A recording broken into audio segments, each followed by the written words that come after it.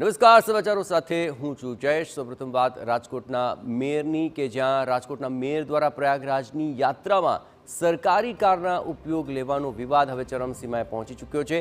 સરકારી કારમાં પ્રયાગરાજ જવાના વિવાદ વખરતા મેયર નૈના પેઢડિયાએ હવે ખુલાસો કર્યો। મેયરે કહ્યું કે આ મુદ્દાને ખોટી રીતે રજૂ કરી અને મારી વિરુદ્ધ ષડયંત્ર રચવામાં આવ્યું।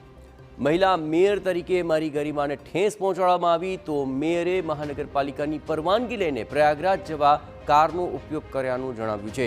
મેયરે કાર માટે ₹2 કિલોમીટરનું ભાડું આપ્યાની વાતને તદ્દન પાયાવિહોણી અને ખોટી ગણાવી। કારનું પ્રતિ કિલોમીટર ₹10 ભાડું ચૂકવ્યું હોવાનો મેયર નૈના પેઢડિયાએ ખુલાસો કર્યો। જે ઠરાવની અંદર લખેલા છે એ ભાવ મેં ભરેલા છે અને આ એક મહિલા મેયર તરીકે આમ જોઈએ તો મેયરનો હોદ્દો અને ગરિમાનું આ બાબતમાં મહિલા તરીકે એક જે ગરિમા જળવાવી જોઈએ એ ગરિમા જળવાણી નથી। એટલે આ એક ગંભીર વિષય હું ગણું છું કે હુકમ પ્રમાણે જઈ છી અને જે સત્ય છે એને સાથે લઈને જઈ છી, છતાં પણ આટલો બધો હોબાળો એક મહિલા તરીકે જ્યારે કરવામાં આવેલો છે તો એક મેયર તરીકે મહિલા બેઠા હોય તો એની ગરિમા જે જળવાવી જોઈએ એ ગરિમા છે એ જળવાણી નથી। તો મેયરના નિવેદન બાદ કોંગ્રેસે ભાજપ પર કર્યા આકરા પ્રહાર। કોંગ્રેસે વિવાદને લઈને કહ્યું કે ભાજપમાં ચાલી રહેલ અંદરો અંદરના બળાપા બહાર આવી રહ્યા છે। ભાજપનો ભ્રષ્ટાચાર સામે આવી ગયો છે। કોંગ્રેસે માંગ કરી છે કે મેયર પાસેથી નવો ઠરાવ બહાર પાડી કિલોમીટરના ₹26 ભાડું લેવામાં આવે।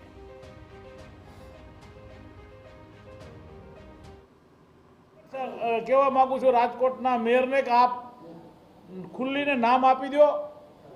આપણને કોની બીક છે? આપ એમ કહો છો કે હું પ્રદેશમાં ઉપર હાઈકમાન્ડમાં રજૂઆત કરીશ। તમે હાઈકમાન્ડમાં રજૂઆત કરશો ત્યારે ઓટોમેટિક ખબર પડશે, પણ હકીકતમાં જે લોકો ભ્રષ્ટાચાર કરતા હોય અને તમારો વિરોધ કરે છે તો એ લોકોના નામ આપી દો, અથવા ન કરતા હોય તમે કરતા હો તો સામેવાળા તમારો વિરોધ કરે એ સાબિત કરવું જોઈએ। કારણ કે બેમાંથી એક પક્ષવાળા વિરોધ ભ્રષ્ટાચાર કરી રહ્યા છે। મેયર જ્યાં ગયા છે એના ફોટા અહીંયા આવી જાય અને એના લોકોએ આ ફોટા મોકલા છે, એટલે મેયરનું પણ ખુલ્લું પડી ગયું છે। અને જે ઠરાવ છે એ આજથી 10 વર્ષ પહેલાંનો ઠરાવ હતો ₹2નો। ખરેખર સ્ટેન્ડિંગ કમિટીના ચેરમેનને ખબર નથી, એ મોટી વાતો કરે છે કે અમે બ્રિજ બનાવી, આ મામા બનાવે છે। ખરેખર જૂના ઠરાવ રદ કરી જે પદાધિકારીઓ બહારગામ જે ગાડી લઈ જાય છે એના કિલોમીટર દીઠ ₹25 થી ₹30 રાખવો જોઈએ, એ અમારી કોંગ્રેસ પક્ષની માગણી છે। તો સમગ્ર મામલે ધારાસભ્ય દર્શિતા શાહનું નિવેદન આવ્યું છે સામે। કહ્યું કે મેયર તમામ નિયમોનું પાલન કરીને જ કાર મહાકુંભ લઈ ગયા હતા।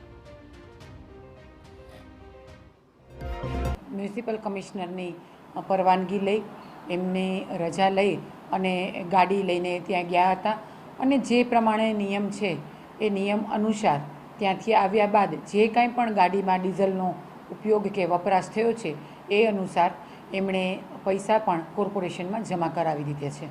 ઘરમાં પણ આપણે 5 વ્યક્તિઓ રહેતા હોય તો પાંચેયના સ્વભાવ સરખા હોતા નથી, પાંચેયના સ્વભાવ અલગ અલગ હોય છે।